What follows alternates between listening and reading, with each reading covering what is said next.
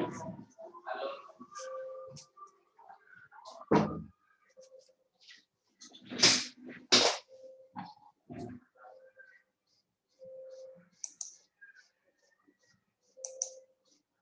Everyone.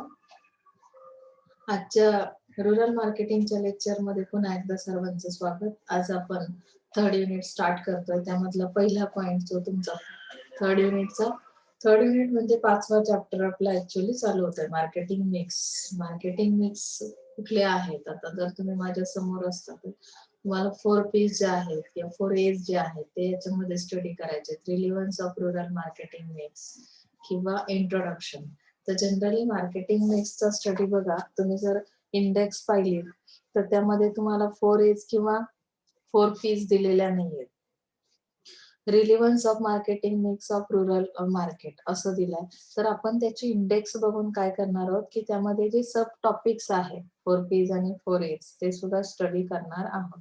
याच्यामध्ये तुम्हाला product strategies आहेत, nature of competition in rural market आहे, प्राइसिंग स्ट्रॅटेजी आहेत, काही प्रमोशनल स्ट्रॅटेजीज आहेत.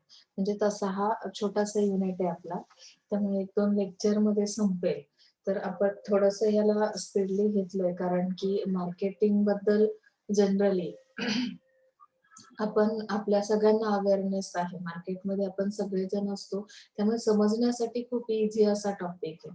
नोट्स काढताना जरा व्यवस्थितपणे काढायच्या. कोणाच्या नोट्स काढणं सुरू झालं असेल तर कृपया तुम्ही मला त्या माझ्या पर्सनल व्हॉट्सअप नंबरवर टाकलेत तरी चालतील. Okay, so let us see marketing mix.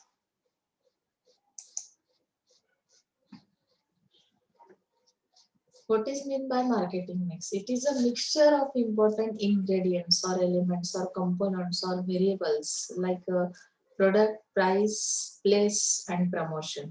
म्हणजे काय की तुम्हाला ज्या काही गोष्टी मार्केटमध्ये प्रोडक्ट कुठला आहे, त्याची प्राइस किती आहे, तो कुठल्या प्लेसला मिळतो किंवा त्याच्यासोबत प्रमोशन्स त्याचे कसे दिले जातात, ऍडव्हर्टायझिंग कसं केलं जातं. तर ह्या सगळ्या पार्ट्याचं मिक्सचर म्हणजे काय आहे? Marketing mix. प्रोडक्ट रिलेटेड आपण काहीतरी डिसिजन घेतो. Each ingredient or element should be perfect to make a perfect marketing mix.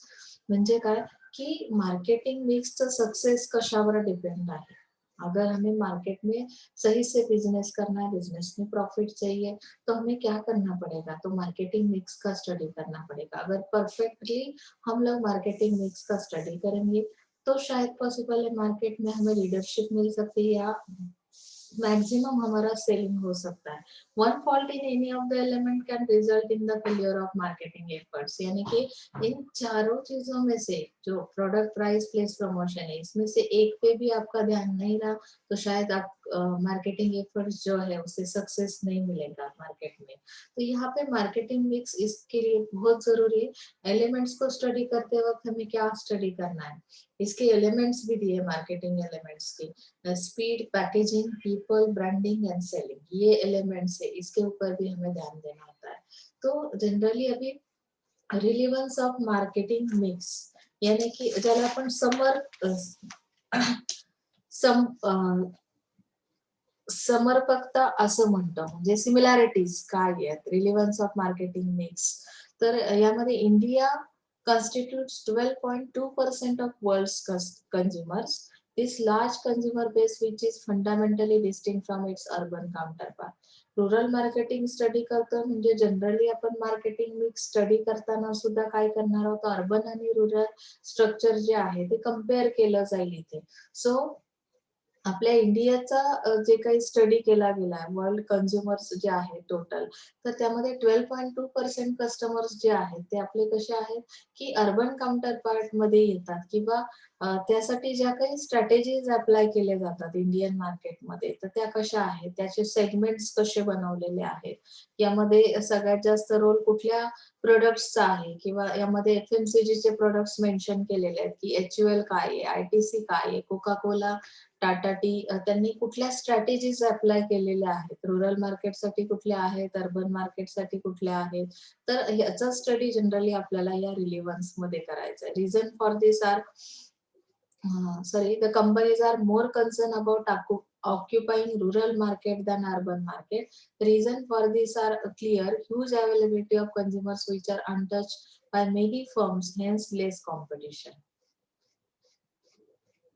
Huge availability है इसकी, कस्टमर्स सो कस्टमर्स की ह्यूज अवेलेबिलिटी होने के कारण यहाँ पे क्या हुआ है, untouched by many firms hence less competition. इस पे बहुत सारे कस्टमर के साथ हम टच में नहीं है। अनटच होना मतलब क्या आहे यहाँ पे, की त्या कस्टमरला तुमच्या प्रोडक्टचं अवेअरनेस नसल्यामुळे काय होतं की लेस कॉम्पिटिशन होते, बरोबर ना। First mover advantage available in this brand new market and rural market is comparatively safe during recession. Rural market मध्ये फार रिस्की सिच्युएशन नाही बघा, तिथला कस्टमर तेवढा जास्त आपण ज्याला म्हणतो ना जागरूक नसल्या कारणाने किंवा नवीन मार्केटमध्ये म्हणजे जेव्हा एखादा ब्रँड जातो तर फर्स्ट मूवरला त्याचा ऍडव्हान्टेज मिळतो।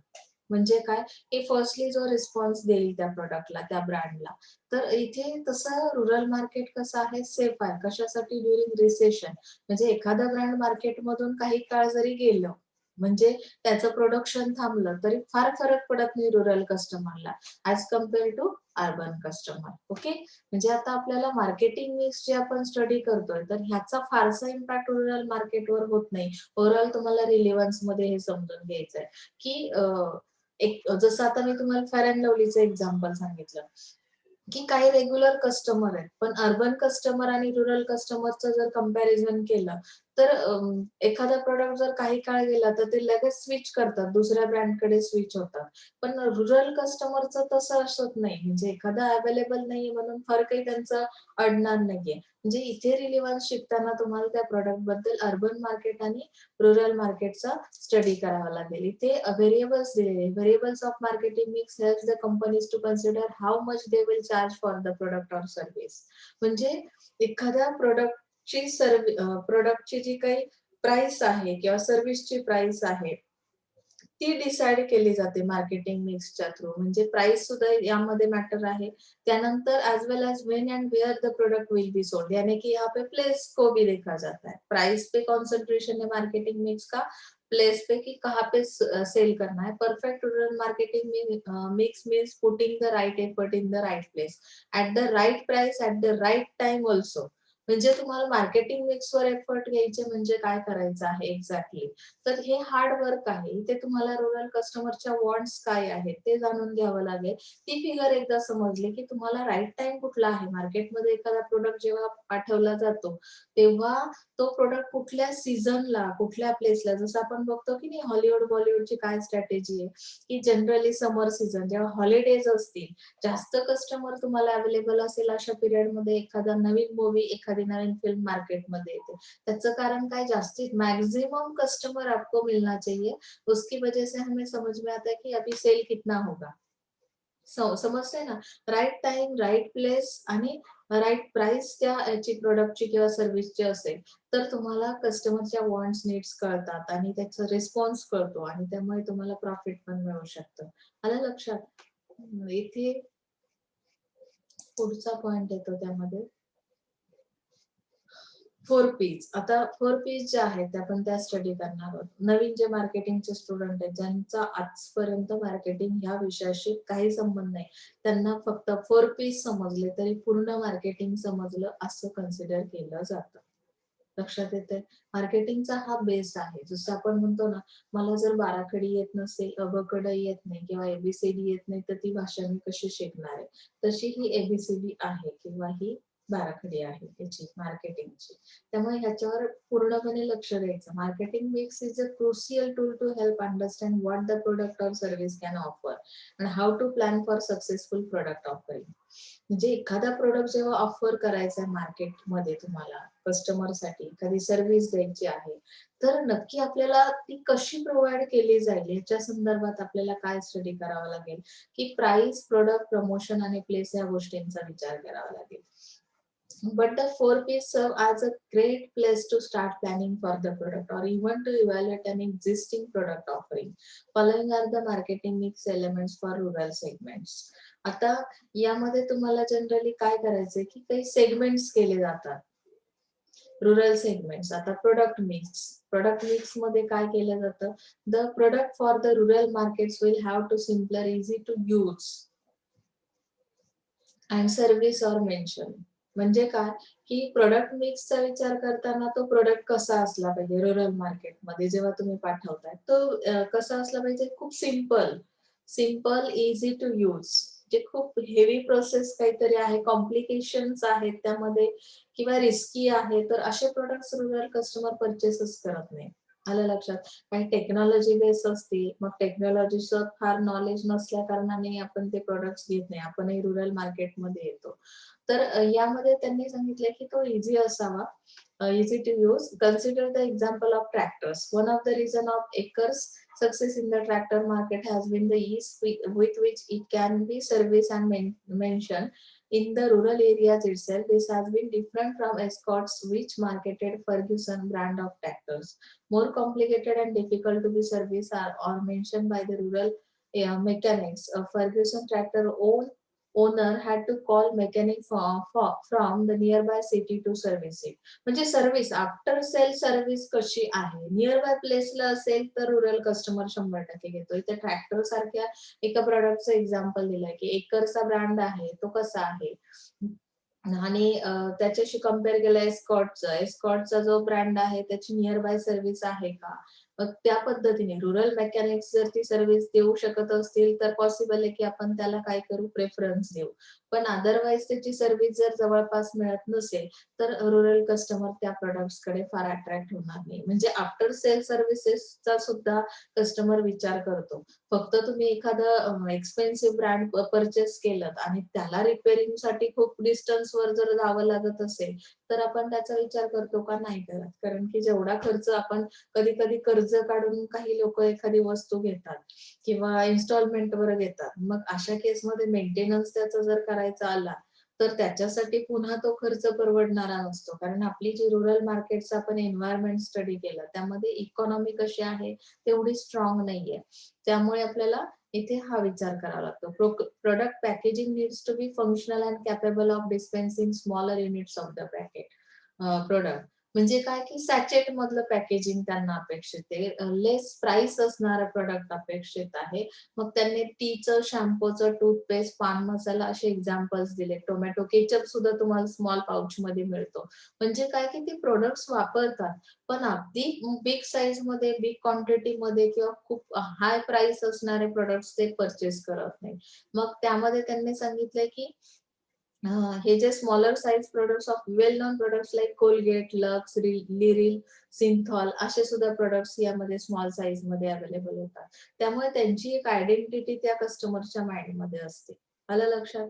किंवा टेस्ट, कलर हे लक्षात ठेवलं जातं. त्याच्यावरचं पॅकेजिंग कसं असतं की लोगोज असतात ते लक्षात ठेवतात काही लोक. जसं आपण निरमा पावडरचं एक्झाम्पल पाहिलं की नाही, त्याचा कलर निळा, पिला असं जे काही पावडरचे कलर आहेत त्या कलर नुसार ते त्याची आयडेंटिटी लक्षात ठेवतात. ओके. त्यानंतर प्राइस मिक्स मध्ये काय सांगितलंय की rural consumer is price sensitive mainly because of her relatively lower income levels. मी हे तर तुम्हाला आताच सांगितलं की त्या कस्टमरची तेवढी इन्कमच नाही की ते खूप एक्सपेन्सिव्ह प्रोडक्ट्स घेतील. मग प्राइस मिक्स मध्ये काय, marketer will have to examine methods by which they can make the product more affordable by the rural consumer. मुळात मॅन्युफॅक्चररचा किंवा मार्केटरचा तो रोल आहे की जर माझा प्रोडक्ट जो आहे तो रुरल मार्केटमध्ये सेल होणार आहे किंवा ती प्लेस मी डिसाईड केलेली आहे, माझं मार्केट कुठल्या सेलिंगचं की रुरल मार्केट आहे, तर तिथल्या कस्टमरच्या डिमांड्स काय आहेत किंवा तिथल्या नीड्स काय आहेत त्या पद्धतीने मी त्या मार्केटचा स्टडी करून, रिसर्च करून त्याची प्राइस डिसाईड करेल किंवा त्याच फॉर्म मध्ये तो प्रोडक्ट अवेलेबल केला जाईल. मी जर खूप बिग पॅक, एकच सोपचे सुद्धा असतात ना बिग पॅक, 10 सोप एकत्र असतात आणि मग ती प्राइस तुम्हाला काय नसते, रुरल कस्टमरला अफोर्डेबल नसते किंवा त्यांची इकॉनॉमिक कंडिशन पुअर असल्या कारणाने ते घेऊ शकत नाही. मग तसंच इथे त्यांनी सांगितलं की smaller unit size, lower price अशा पद्धतीचे प्रोडक्ट्स अवेलेबल केले जातात. यामध्ये While the urban stores, Lux toilet soap will be available in 100 gram or even bigger sizes in the rural market, the same brand is available in 10 gram. म्हणजे जो product urban मार्केटमध्ये 100 ग्रॅमचा सुद्धा sale केला जातो, तोच प्रोडक्ट तुम्हाला किती quantity मध्ये 10 ग्रॅम मध्ये सुद्धा अवेलेबल केला जातो. 10 ग्रॅम टू 25 ग्रॅम इतक्या कमी स्मॉल साईज मध्ये ते प्रोडक्ट्स अवेलेबल करावे लागतात, तेव्हा बाईंग होतं. आलं लक्षात? आता प्रमोशन्स कसे दिले जातात? आता कम्युनिकेशन करावं लागेल बघा. कम्युनिकेशनमुळे काय होतं, की त्या प्रॉडक्टची ॲडव्हर्टाइज करतो ना आपण, कम्युनिकेशन करतो म्हणजे काय केलं जातं, की मग त्या कम्युनिकेशनमध्ये कुठला रोल आहे तुमचा ॲज अ मार्केटर. तर त्यांनी सांगितले, की वेल नोन फिल्म स्टार्स आहेत, कॉमन पीपल आहेत, next door neighbours are able to successfully communicate the message. Jingles, folklore and music can combine to make a message. म्हणजे काय करतो आपण, पिक्चरायझेशन केलं जातं किंवा त्याला एखादं ओल्ड सॉन्गचं म्युझिक म्हणजे पार्श्वसंगीत जे म्हणतो, की स्टेजच्या मागे तुम्हाला काहीतरी म्युझिकचा आवाज येतो. मग ऑडिओ व्हिडिओ अशी ती ती ॲडव्हर्टाइज तयार केली जाते किंवा प्रिंट मीडियाच्या थ्रू, न्यूजपेपरच्या थ्रू ॲडव्हर्टाइज केली जाते. म्हणजे तुम्हाला आता सपोज मीडिया कुठला अवेलेबल आहे इथे दिलंय बघा. In terms of the media, television, radio, wall painting and even roof painting have been found to be effective. तुम्ही बघितलंत का रुरल एरियामध्ये काही छोटी-छोटी घरं असतात. अगदी ट्रॅक्टरची वगैरे किंवा पेंटची वगैरे जी ॲडव्हर्टाइज आहे ना, ती पूर्ण एक भिंतच त्यांनी रंगवलेली असते. म्हणजे ते काय करतात, की अशा वॉल पेंटिंग करून पण ॲडव्हर्टाइज करतात. म्हणजे अगदी रस्त्यातून तुम्ही जाता-जाता सहज सुद्धा तुम्हाला ती ॲडव्हर्टाइज दिसू शकते. म्हणजे हे त्यांचे काय, की प्रमोशन देण्याचे मार्ग आहेत. अशा पद्धतीने ते रुरल कस्टमरला अवेअरनेस आणण्याचा प्रयत्न करतात आणि तो मेसेज त्यांच्यापर्यंत फॉरवर्ड करतात. इथे रुरल स्पोर्ट्सचं एक एक्झाम्पल दिलंय बघा. Rural sports like kabaddi, kho-kho, bullock cart race, rural fairs have a special place in the rural consumers' life. Firms like Bajaj Electricals, Hindustan Lever, Parle, ITC म्हणजे हे जे काही फेअर म्हणजे काय की तिथे यात्रा, जत्रा जसं की काही वार्षिक म्हणजे अगदी देवाच्या जत्रा वगैरे भरतात. तर अशा केसमध्ये ते काय करतात, रुरल कस्टमरचं लाईफ तसं आहे किंवा तिथे स्पर्धा आयोजित केल्या जातात कबड्डी, खो-खो सारख्या. तर मग तिथे कुठल्या-कुठल्या ज्या कंपनीज आहेत त्या काय करतात, की त्यांच्या ब्रँडचं मार्केटिंग करतात. जसं की त्यांनी ते एक्झाम्पल दिले. कुठल्या फर्म्स आहेत, बजाजच्या आहेत, बजाज इलेक्ट्रिकल्स, हिंदुस्तान लिव्हर, पार्लेजी किंवा आय-टी-सी अशा ज्या काही हे आहेत, तर त्या ब्रँडला ते प्रमोट करतात. म्हणजे स्पॉन्सरशिप वगैरे ते त्या फेअर्सला देतात. बरोबर ना? स्पर्धा आयोजित केली म्हणजे त्याला स्पॉन्सर असतो की नाही? तर ह्या कंपनीज किंवा ह्या फर्म्स काय करतात, त्यासाठी स्पॉन्सरशिप प्रोव्हाईड करतात. म्हणजे स्वतःचं मार्केटिंग करतात. त्यानंतर दिलंय Parle franchise is Ahmedabad sponsors rural Navratri shows in October through a breathtaking display of the company's brands of soft drink. Soft ड्रिंकची ॲडव्हर्टाइज करायची, प्रमोशन द्यायचे त्याला.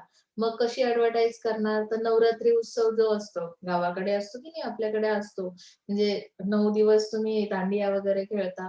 तर याच्यासाठी हे जे काही शोज आयोजित केले जातात, त्याच्यामध्ये सुद्धा स्पॉन्सरशिप केली जाते त्या ब्रँड तो ब्रँड काय करतो ती फर्म तिथं स्पॉन्सरशिप करते. म्हणजे त्यांची ओळख होते. एक आयडेंटिटी ते प्रूफ देतात, की कशा पद्धतीचं वर्क आम्ही करतो.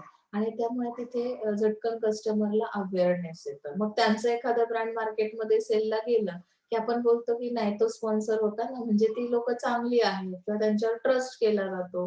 लॉयल्टी येते त्या ब्रँडवर आणि मग ते पर्चेसिंग करतात. लक्षात आलं? आता इथे प्लेस कशी डिसाईड केली जाते बघा, डिस्ट्रिब्युशन कसं केलं जातं. Rural markets face the critical issues of the distribution. The marketer has to strengthen the distribution strategies, distributing small and medium-sized packets through poor roads over long distance into deep pockets of rural India and getting the stockiest to trust mobility of a Herculean task. म्हणजे काय? की distribution करताना छोट्या-छोट्या गाड्यांवर पण विकलं जातं बघा. अगदी कसं म्हणतो त्याला आपण, की तुमच्या समोर एखादी गाडी जी असते, आता तुम्ही वडापावची गाडी माहिती की नाही, तशा गाड्यांवर किंवा साध्या ह्याच्यावर पण ते स्मॉल पॅकेटमध्ये मीडियम साइज मधले प्रॉडक्ट्स घेऊन जातात सेलिंगसाठी. आता फिजिकल डिस्ट्रिब्युशन कसं केलं जातं, त्यामध्ये तुम्ही बघू शकता both physical distribution and channel of distribution should be decided carefully to ensure easy accessibility of products. for rural buyers, choosing suitable mode of transportation, locating warehouses at strategic points, sufficient insurance, maintaining adequate inventory, maintaining sufficient number of retail outlets at different regions. म्हणजे आपल्याकडे generally जे distribute केले जातात products तर आपण retailers कडून घेतो बऱ्यापैकी. तुम्ही आता आपण रुरल एरियामध्ये खेडचा विचार केला कितीतरी रिटेलर्स आहेत की ज्यांच्या थ्रू ते काय करतात डिस्ट्रीब्यूट करतात स्मॉल क्वांटिटी मध्ये ते प्रोडक्ट्स ज्यामुळे तुम्हाला तो खर्च वाचतो म्हणजे डिस्ट्रीब्युशन चॅनल्स जे आहेत ते सिलेक्टिव्ह आहेत की ज्याच्या थ्रू तुमच्यापर्यंत प्रोडक्ट्स येतात.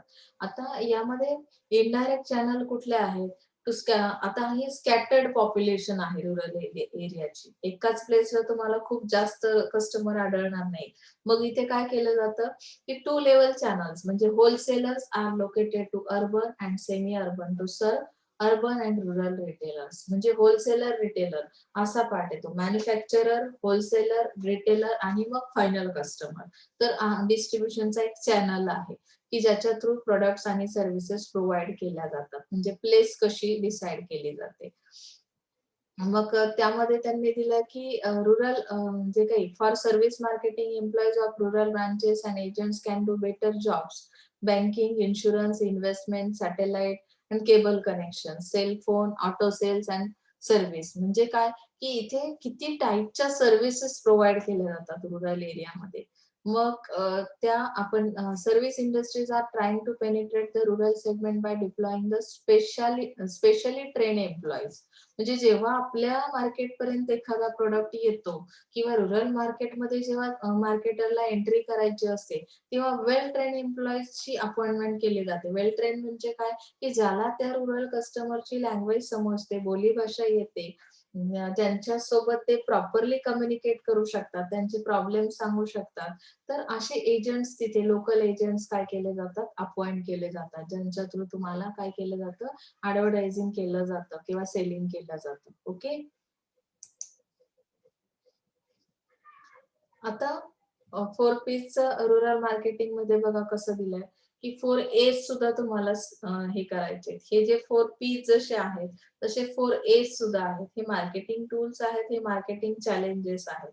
ऍक्सेप्टेबिलिटी अफोर्डेबिलिटी अवेअरनेस अँड अवेलेबिलिटी जसं आपण product price promotion place study केला की नाही मग 4A's कुठले तर अवेअरनेस. आता अवेअरनेस कसं आणलं जातं they rely more on local brands to develop reliability factor in them towards new brands. It is necessary to publicize the brand awareness by NGOs working actively in the region.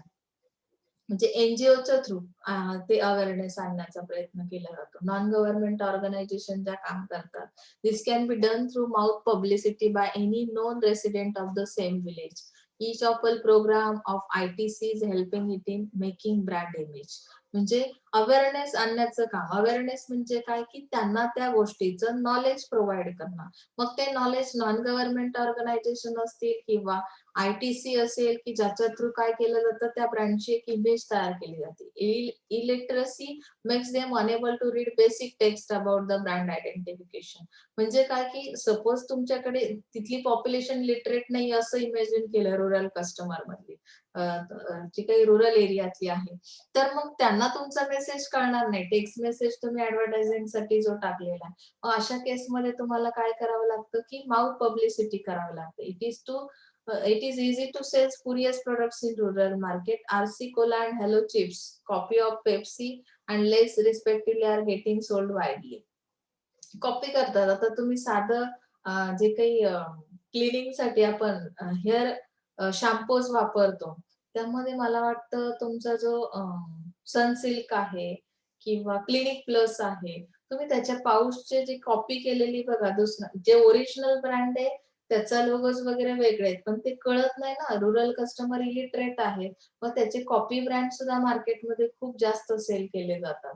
Therefore, packaging plays an important role. It is better to give short name of the product in local language. त्यामुळे तुम्ही काय केलं पाहिजे की अशी copy brand विकले जाऊ नये तर त्याचं पिक्टोरियल रिप्रेझेंटेशन केलं गेलं पाहिजे किंवा लेबलिंग करताना पॅकेजिंग करताना लोकल लँग्वेज मध्ये काहीतरी साइन सिम्बॉल त्यावर असला पाहिजे ज्यामुळे ते रुरल कस्टमर आयडेंटिफाय करू शकतील की हे ओरिजिनल ब्रँड आहे. लक्षात येते ना. सो त्याला काय म्हणतो आपण अवेअरनेस. आता अवेलेबिलिटी कशी आहे? Due to poor access to rural markets, poor infrastructure and irregular or no power supply to rural areas, it is difficult task for firms to make a products available all the time in the reach of the rural customer. म्हणजे काय की आपण generally rural एरियाचा study केला की फार असं जे structure आहे इन्फ्रास्ट्रक्चर म्हणजे रोड्स, इलेक्ट्रिसिटी या सगळ्या गोष्टी तितक्याशा काही 24 आवर त्यांना मिळत नाही किंवा रोड स्ट्रक्चरही पुअर आहे. मग अशा वेळेस तुम्हाला ती 24 आवर सर्व्हिस प्रोव्हाईड करता येत नाही. So therefore Tata T has started selling it's T through new channel of distribution. Tata T वाल्यांनी काय केलं मग चॅनलचा जो डिस्ट्रीब्युशन चॅनल आहे तोच न्यू केला. कोणता? It decided to partner with NGO. NGO तिथे पोहोचतो म्हणजेच त्यांनी काय केलं एनजीओ सोबत पार्टनरशिप केली which have greatest reach to the rural people and acting as the first tier and followed by two other tiers from villages. Rural youth become mobile rural distributor at level 2 and small rural retailer become tier 3. HUL, Shakti Amma and Shaktiman projects are on the same lines. म्हणजे कुठले projects तिथे राबवले जात आहेत सध्या current project त्यांच्याशी काय करते फर्म टायअप करते आणि त्यांच्या थ्रू ते प्रोडक्ट डिस्ट्रीब्यूट करण्याचा प्रयत्न करते म्हणजे अवेलेबिलिटी त्या लोकांना रुरल कस्टमर्सला ते प्रोडक्ट अवेलेबल कुठल्या वेने करून दिले जातील ह्याचा विचार केला जातो इथे. किंवा मग सायकल रिक्षावर सुद्धा येतात काही हँड कार्ड्सवर येतात. मी सांगितलं ना तुम्हाला काही गाड्यांवर प्रोडक्ट असतात. कॅमल कार्ड्स आहेत म्हणजे राजस्थानमध्ये मोस्टली ते यूज केले जातात. हिली एरियामध्ये सुद्धा तुम्हाला हा कॅमल कार्ड्सचा वापर करता येतो आणि अशा पद्धतीने ते प्रोडक्ट्स अवेलेबल केले जातात त्या रुरल कस्टमरला. अवेलेबिलिटी समजलंय? आता अफोर्डेबिलिटी म्हणजे काय? A product which caters to the need or want of consumers and is within paying capacity of the consumer can be sold in rural market. Keeping in this in mind, LG launched its first low price TV in rural market. म्हणजे काय की affordable असणं म्हणजे परवडणारे असले पाहिजे त्याचे price. मग टीव्ही मग कुठल्या प्राइसला एलजी वाल्यांची काय प्राइस आहे त्यामध्ये at ₹3000 cine plus rural maximum 4900 की प्राइस आहे. Nokia develop cell phones at affordable price for its rural consumer. नोकियाचे जे मोबाईल फोन्स आहेत ना ते जास्त तुम्हाला रुरल मार्केटमध्ये दिसतात कारण की त्याची प्राइस खूप कमी आहे. अफोर्डेबल प्राइसेस त्यांनी प्रोव्हाइड करण्याचा प्रयत्न केला. FMCG companies came up with sachets and small packs because in rural market low price pack is preferred rather than economy pack. Okay. मग टूथपेस्ट किती रुपयाला मिळते तुम्हाला अफोर्डेबल आहे ते product ₹5. Lifebuoy soap in 50 grams pack rupees at 2. Surf Excel sachet at ₹1.50. Fair and Lovely cream ₹5. तुम्ही घेता की नाही फेअर अँड लवलीचं पाऊच म्हणजे अगदी FMCG प्रोडक्ट सुद्धा खूप कमी कमी प्राइसला स्मॉल सॅचेट मध्ये अवेलेबल केले जातात. So it is called affordable price. Acceptability म्हणजे काय आहे की the next challenge is to gain acceptability for the product or service. Therefore, there is a need to offer products that suit the rural market. Firms have to understand rural customers' need. Automotive, salt, FMCG, telecom, insurance, soft drinks, cigarettes, TV, fans, कितीतरी टाईपचे products आहेत बघा. Pressure cooker, washing soap, T, blades म्हणजे छोट्या छोट्या pack मध्ये येतात. तुमच्या रिटेलर्सकडे ते अवेलेबल असतात. म्हणजे जे ऍक्सेप्ट करू शकतील अशा पॅकिंग मध्ये ते काय केले जातात अवेलेबल केले जातात. मग आता इथे त्यांनी एक एक्झाम्पल दिलंय बघा. LG Electronics have developed a customized TV for the rural market named Sampurna. It was a runway hit selling 100,000 sets in the very first year. Coca-Cola provided low cost ice boxes in the rural areas due to the lack of electricity. म्हणजे काय केलंय Coca Cola जे आहे ते काय करतं low cost ice box सुद्धा provide करतं. तिथे इलेक्ट्रिसिटीचा प्रॉब्लेम असतो. मग रेफ्रिजरेटर मध्ये तुम्ही ठेवू शकत नाही 24 आवर इलेक्ट्रिसिटी नसल्यामुळे जर कुलिंग सिस्टीम ठेवायची असेल तर ते काय करतात की अशा पद्धतीच्या ज्या काही सर्व्हिसेस आहेत त्या प्रोडक्ट सोबत दिल्या जातात ज्यामुळे की ते प्रोडक्ट परचेस करण्याकडे तुमचा कल असतो. लक्षात आलं? त्यामध्ये बरेचसे 2-3 एक्झाम्पल्स दिलेत. HDFC Standard Life top private insurer by selling policies in rural sector. The company tied up with non governmental organisation. HDFCच्या ज्या काही पॉलिसीज आहेत त्या जर तुमच्यापर्यंत याव्या असं वाटत असेल तर ते काय करतात की टाय अप करतात नॉन गव्हर्नमेंट ऑर्गनायझेशन म्हणजे NGO सोबत आणि तुम्हाला रिझनेबल प्राइसला त्या पॉलिसीज अवेलेबल करून दिल्या जातात. मग आता इथे तुम्हाला हे मार्केटिंग मिक्स संपलेत. त्याच्या पुढचा पार्ट जो आहे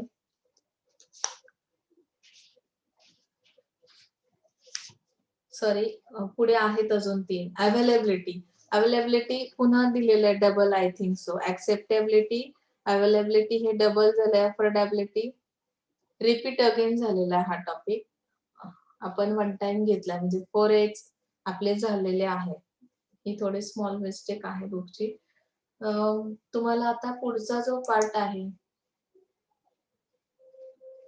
तुमचा 6 चॅप्टर STP आपण बघूया. हा स्टार्ट करूया. इंट्रोडक्शन सेगमेंट 3rd युनिट मधलंच आहे. Introduction, segmentation, guide to effective segmentation, basis of segmentation, targeting आणि पोझिशनिंग. आय थिंक मला वाटतं तुम्हाला 4A's 4P's समजले असतील. खूप साधं सिंपल आहे. फक्त आता जे STP स्टार्ट करतो आपण STP ची प्रोसेस त्याचं जरासं इंट्रोडक्शन बघूया.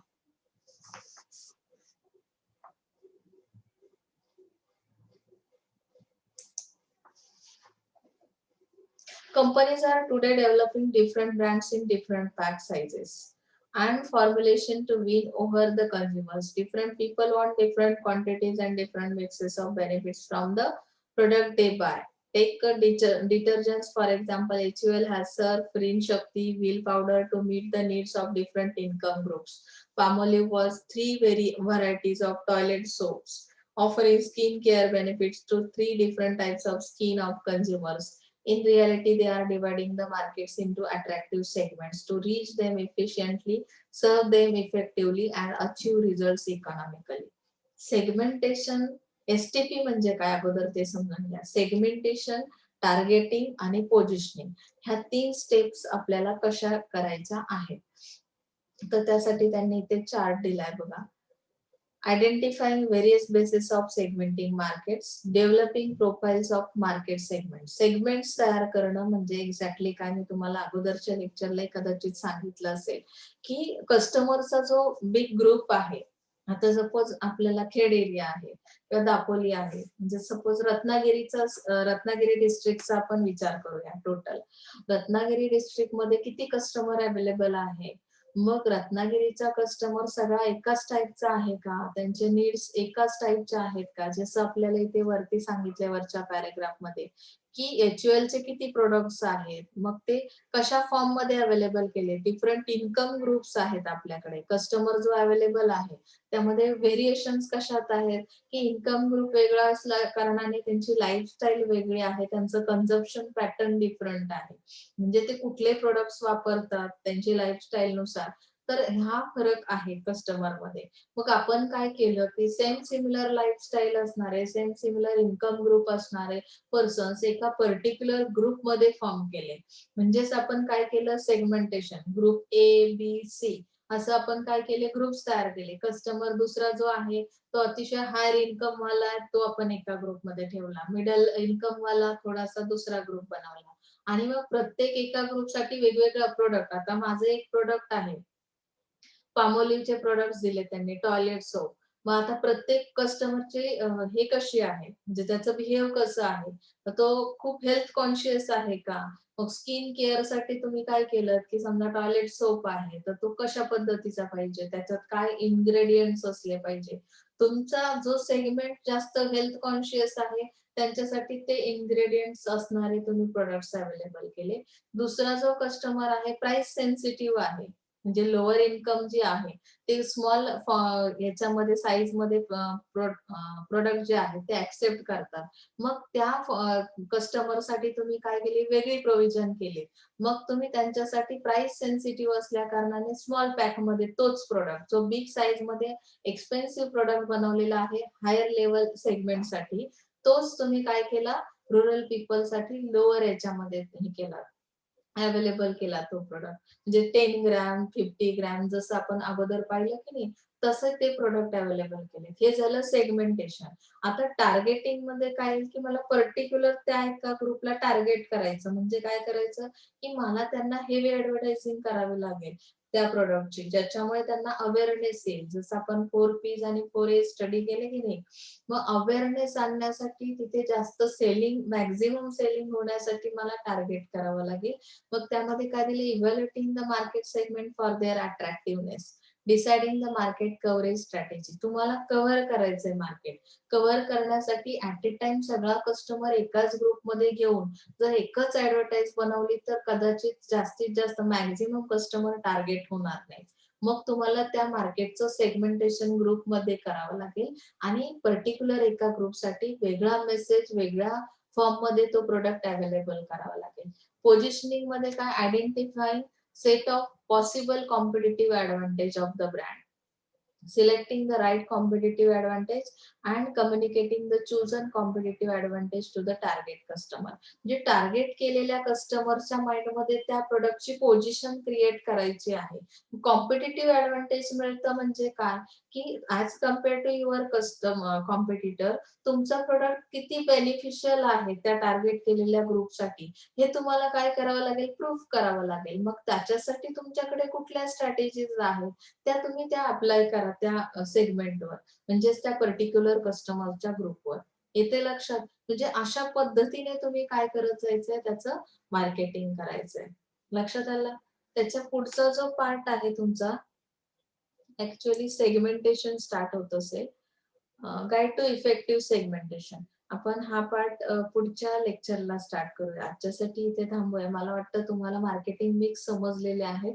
प्लस तुम्हाला सेगमेंटेशन, टार्गेटिंग आणि पोझिशनिंग मी इन शॉर्ट ते पण सांगितलं. आता कशा पद्धतीने इफेक्टिव्ह सेगमेंटेशन करायचंय ते आपण पुढच्या लेक्चरला बघूया. काही अडचण असेल तर विचारत चला मार्केटिंगच्या स्टुडंट्सने. So thank you so much. आज इथे थांबतोय आपण.